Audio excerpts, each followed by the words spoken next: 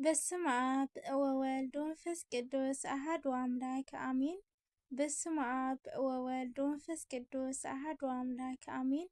በስመ አብ ወወልድ ወመንፈስ ቅዱስ አሐዱ አምላክ አሜን።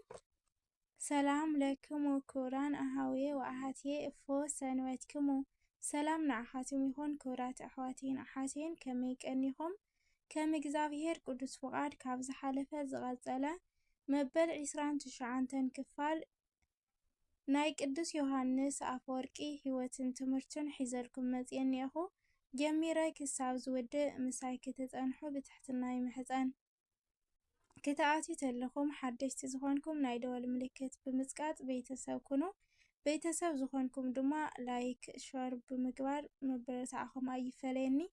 ሃናፂ ዝኾነ ርእይተኹም ድማ ኣብ ኮመንቲ ፀሓፍለይ። ስለትገብርለይ ኩሉ መበረታዕ ድማ እግዚአብሔር አምላኽ የኽብረለይ።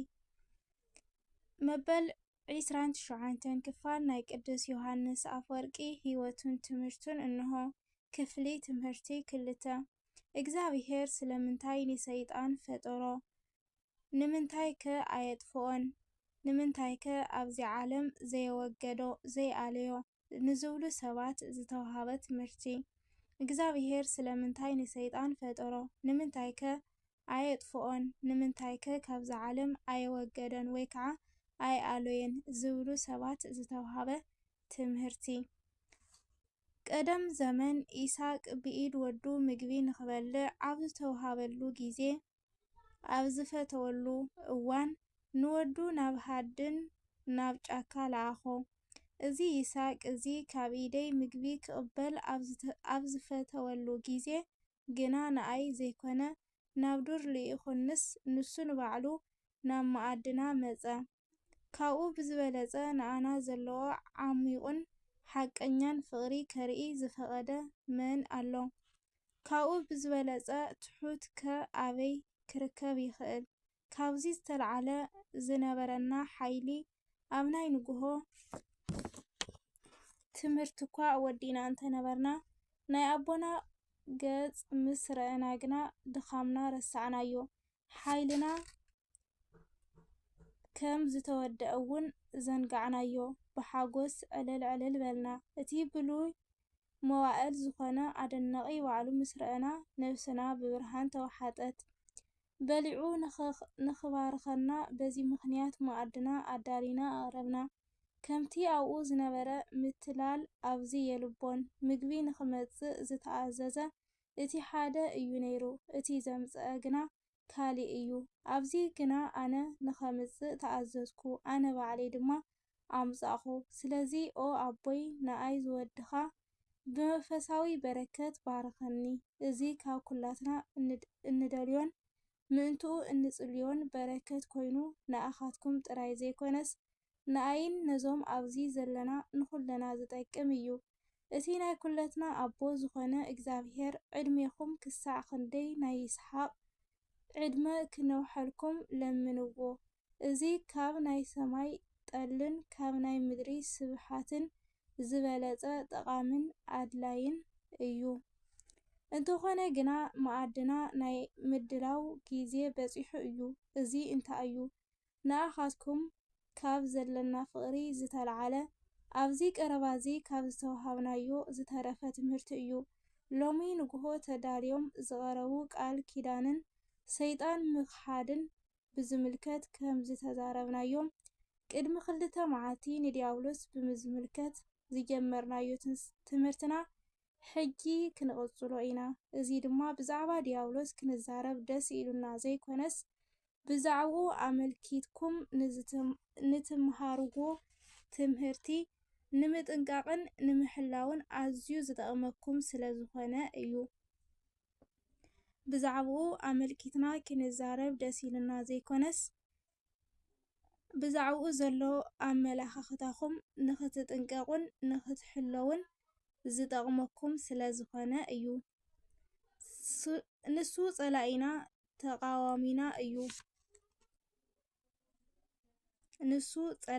ተቃዋሚና እዩ።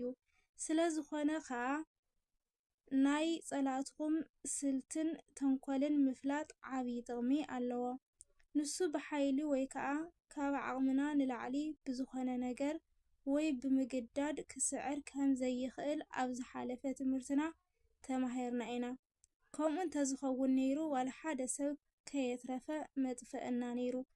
ነዚ ምስክር ዝኾነና ድማ ጌታና ክሳዕ ዝፈቕደሎም ነተን ሓሰማታት ዋላ ሓደ ክገብርዎን ዘይምኽኣሎም እዩ ነይሩ። ማቴዎስ ወንጌል ምዕራፍ 8:31 ንናይ ኢዮብ ከብትን ኣባጊዕን ንኹለን መጓሰ ብሓፈሻ ካብ ላዕሊ ፍቓድ ሓቲቱ ክሳዕ ዝወሃቦ ዋላ ሓንቲ ከጥፍአን ኣይተፈረደን ወይ ከዓ ኣይከኣለን። ስለዚ ብመጀመርታ ንሱ ብሓይሊ ይኹን ብምግዳድ ዋላ ሓንቲ ክገብር ከም ዘይኽእል ኣብዚ ክንርዳእ ይግባእ። ካብዚ ቀፂልና ድማ ብተንኮልን ብምትላልን ክመጽእ እንከሎ እኳ ኩሉ ግዜ ኣይዕወትን ኩሉ ግዜ እውን ኣይሰልጦን እዩ። ስለዚ ሕጂ እውን ነቲ ዓብይ ኣትሌት ጎያይ ኢዮብ ኣልዒልና ኣለና። ዲያብሎስ ባዕሉ ቀንዲ ተዋሳኣይ ኮይኑ ዘሎን ዘየሎን ኩሉ ሓይሉ ኣሰሊፉ እኳ እንተተዋግኦ ሓሊፉ ወይ ከዓ ሓፊሩ ተዋሪዱ ደኣ ካብቲ ውግእ ተባረረ እምበር ክስዕሮ ኣይከኣለን። ሕጂ እውን ሓደ ሕቶ ተሪፉ ኣሎ። ንሱ ኸ እንታይ እዩ እንተበልኩም ዋላ እኳ ብሓይሊ ክስዕር እንተዘይከኣለ ብተንኮልን ብምትላልን የስሕት እዩ። በዚ ምኽንያት እዚ ድማ እንተዝጠፍእ መሐሸ ነይሩ። ኢዮብ ስዒሩ እኳ እንተተኸበረሉ ኣዳም ግና ተታሊሉ ወዲቑሉ እዩ። ሓንሳብን ንሓዋርን ካብዚ ምድሪ ተወጊዱ ነይሩ እንተዝኸውን ግና ኣዳም ፈጺሙ ኣይምተጋገየን ነይሩ። ሕጂ ግና ዲያብሎስ ኣብዚ ዓለም ስለ ዘሎ ሓደ እኳ እንተሰዓሮ ንሱ ግና ንብዙሓት ይስዕር ኣሎ። 10 እኳ እንተሰዓርዎ ንሱ ግና ንኣእላፋት ስዒሩ ኣሎ።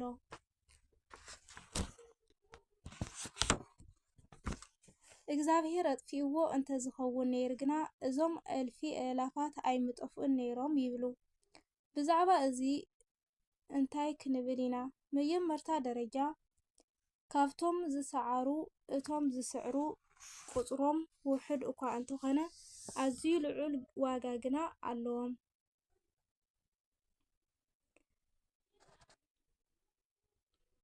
ካብቶም ዝሰዓሩ እቶም ዝስዕሩ ውሕዳት እኳ እንተኾኑ ኣብ ቅድሚ እግዚኣብሔር ግና ኣዝዩ ዓብዪ ዋጋ ኣለዎም። ምኽንያቱ ጥበበኛ ሲራክ ካብቶም ትእዛዙ ዘይሕልው 1000 ሰባት ናይ እግዚኣብሔር ትእዛዝ ዝሕሉ ሓደ ሰብ ይበልጽ ይብል። ጥበበኛ ሲራክ ካብቶም ትእዛዙ ዘይሕልው 1000 ሰባት ናይ እግዚኣብሔር ትእዛዝ ዝሕሉ ሓደ ሰብ ይበልጽ። መጽሓፈ ሲራክ ምዕራፍ 16:3 ብምቕጻል ከዓ እቲ ተቃዋሚ እንተዝእለ ነይሩ እቶም ዝስዕሩ ምተጎድኡ ነይሮም። ንዲያብሎስ ከም ዘለዎ እንተትገድፎ እቶም ሰነፋት ብሰንኪ ስንፍንኦም ደኣ እምበር ብሰንኪ እቶም ጥንቁቓት ኣይኮኑን ዝተጎድኡ። ምእንቲ እቶም ሰነፋት ክትብል ጸላኢ ከም ዘይህሉ እንተጌርናዮ ግና ነቶም ትግሃት ብሰንኪ ሰነፋት ናይ መንፈሶም ብርትዐ ብረድኤት እግዚኣብሔር ዘርእየሉ ዕድል ክርእየሎም ናይ ክብሪ ኣኽሊል ንኸይረኽቡ ከዓ መንገዲ ክዓጽወሎም ማለት እዩ። ምናልባት ነዚ ዝበልክዎ ጽቡቕ ጌርካ ኣይተረዳእኻዮን ትኸውን። ስለዚ ደጊመ ንጹር ገይረ ክዛረብ ኣገዳሲ እዩ። ዋላ ሓደ ተቃዋሚ ሰይጣን የልቦን ንበል፣ ምስኡ ድማ ዝወዳደሩ ክልተ ኣትሌታት ኣለዉ ንበል። ሓደ ካብዚኣቶም ኣብዚሑ ዝበልዕ ዘይተዳለወ ሓይሊ ዘይብሉ ድኹም እዩ ንበል። እቲ ሓደ ግና ትጉህ ብዙሕ ግዜ ኣብ ልምምድን ኣብ ስልጠናን ዘጥፍእ ንውድድሩ ዘድልዮ ኩሎም ነገራት ኣብ ምቅርራብ ዝጸንሐ እዩ ንበል። ብድሕሪቲ ነቲ ተቃዋሚ እንተጠፊእካዮ ነቲ ውድድር እንተሰሪዝካዮ ካብዞም ክልተ ኣትሌታት ነየናይ ኢኻ ዝጎዳእኻ?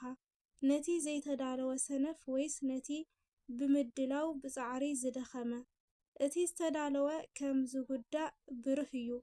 እቲ ተቃዋሚ እንተተኣልዩ እቲ ብርቱዕ ብሰንኪ እቲ ሰነፍ ይጉዳእ ኣሎ ማለት እዩ። እቲ ሰነፍ ግና ብሰንኪ እቲ ብርቱዕ ዝጎድኦ ነገር የልቦን። ናይቲ ሰነፍ ዘይምድላው ስንፍንኡ ንኸይቃላዕ ኢልካ ጥራይ ብምሕሳብ ተቃዋሚ ከም ዝእለ ምስ ዝግበር እቲ ብርቱዕ እቲ ምእንቲ ሰነፍ ዝገብሮ ዘሎ ነገራት ተጎዲኡ ማለት እዩ። ምክንያቱ እዚ ኩሉ ንሱ ክሳዕ ክንድኡ ዝኣክል ተዳልዩ ናብ ውድድር ቀሪቡ ናይቲ ሰነፍ ስንፍና ንኸይቃላዕ ክትብል ጥራይ ነቲ ውድድር ብምትራፍካ ናይ ድኻሙ ፍረ ክርድአሉ ዝግባእ ዕድል ወይ ከዓ ፍረ ፃዕሩ ክረኽበሉ ዝኽእል ዕድል ዓፂኻዮ ኣለኻ ማለት እዩ። ስለዚ እዩ ከዓ ኣካያይዳ እዚ ንስንፍና ዘበርትዕ ንብዝበርትዑ ድማ ርእስኻ ምግዛእ ግና ዘድክም እዩ። ምክንያቱ እቲ ሰነፍ ውድድር ይሃሉ ኣይሃሉ ብቐደሙ እውን ብናይ ገዛእ ርእሱ ስንፍና ወዲቑ እዩ። እቲ ዝተዳለወ ግና ተወዳዲሩ ብምስዓር ምድላውን ድኻሙን ዝከሓሰሉ ክብርን ሽልማትን ምረኸበ ነይሩ። ነቶም ዘይጥንቀቑ ዝጎድኦም ዲያብሎስ ዘይኮነስ ናይ ገዛእ ርእሶም ስንፍና ምዃኑ ብዝበለፀ ንኽንርዳእ ክኢልና ኣለና። ነዚ ጉዳይ እዚ ካልእ መረዳእታ ከምፀልኩም እየ። ዲያብሎስ ብተፈጥሮኡ ዘይኮነሲ ብናቱ ምርጫ ብተግባሩ ኣዝዩ ክፉእ እዩ። ዲያብሎስ ብተፈጥሮኡ ክፉእ ከም ዘይኮነ ካብ ስሙ እኳ ምፍላጥ ይከኣል እዩ። ዲያብሎስ ሓሳውን ሓማይን እዩ።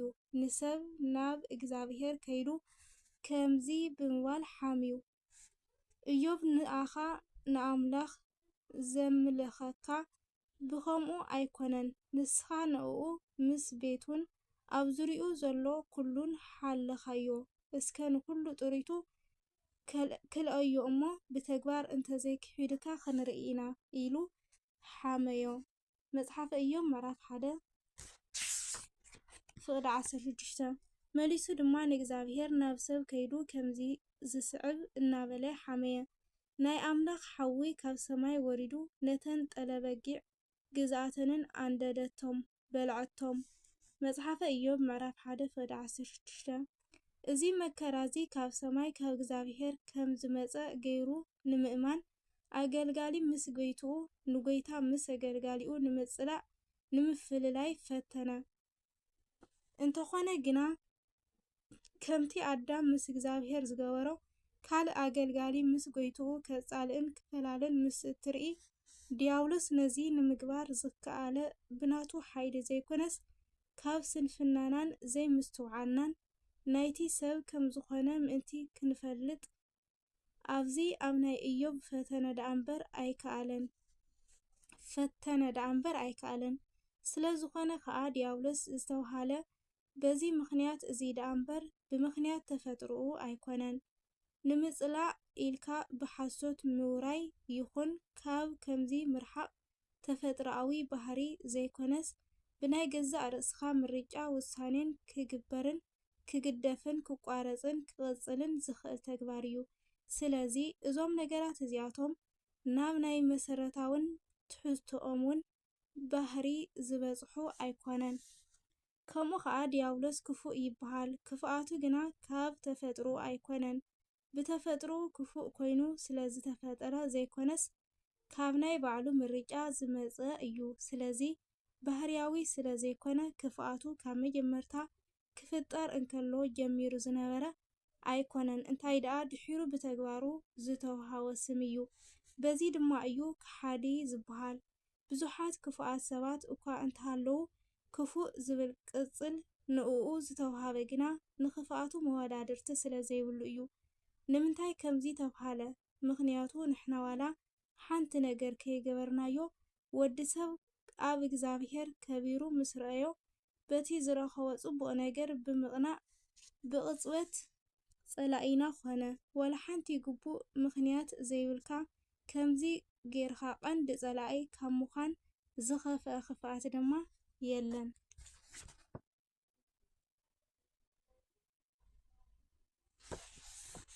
ጥንቁቃት እንተኮይንና ዲያብሎስ ኣባና ዋላ ሓንቲ ጉድኣት ከም ዘየውርደና ብዝመረፅዎ ህይወት ድኹማትን ዘይተዳለዉ ሰነፋትን ንዝኾኑ ድማ ወላኳ ዲያብሎስ እንተ ዘይህሉ ንርእሶም ናብ ብዙሕ ኃጢአት መውደቐትን ከም ዝድርብዩ ንርዳእ እስኪ ንኡ ኣብኡ ንግደፎሞ ንስነ ፍጥረት ነዝተዓዘብ ዲያብሎስ ክፉእ ከም ዝኾነ ኣነ ባዕለይ ጽቡቕ ገይረ እየ ዝፈልጦ ኣነ ጥራይ ዘይኮነስ ኩሉ ዝፈልጦ ጉዳይ እዩ ይኹን እምበር ሕጂ ክንዛረበሉ ዘለና ነገራት ብምስትውዓል ተኸታተሉ ታራ ነገራት ዘይኮኑሲ ብዛዕባኦም ኣብ ኩሉ ቦታ ብዙሕ ጊዜ ተዘውቲሮም ብዙሕ ቃላት ዝነገረሎም ብሰንኮም ከዓ ኣማንያን ምስ ኢኣማንያን ጥራይ ዘይኮነስ እቶም ዝኣምኑ ምስቶም ዝኣምኑ እኳ ከይተረፈ ብዙሕ ውግእን ክርክርን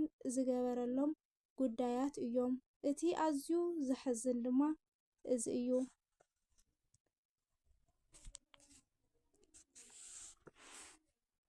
ይብል ቃሉ ስለ ቅዱስ ቃሉ ቅዱስ እግዚአብሔር አምላክና ሽሙ ዝተኸበረ ይተመስገን ይሁን ከም እግዚአብሔር ቅዱስ ፍቃድ እቲ ዘሕዝን ነገር እንታይ እዩ ዝብል መበል 30 ክፋል ሒዘልኩም ክመጽየ እግዚአብሔር አምላክ ስለ ልምሃረና ንቤት ሰጠና ክብር ምስጋና ንዑ ይሁን ኩሉ ተማሃርናዮ ኣብ ልበና ንሕድናሞ ካብ ናይ ዲያብሎስ ፈተናን መከራን ወፂና ናይ እግዚአብሔር አምላክና ብምልእ ልብና አገልገልትን አመስገንትን ይግበረና አሜን ናይ አቦና ቅዱስ ዮሐንስ አፈወርቂ በረከቱ ረድኤቱ ምስኩለና ህዝበ ክርስቲያን ይሁን ወስብሐት ለእግዚአብሔር ወለወላዲቱ ድንግል ወለመስቀሉ ክቡር አሜን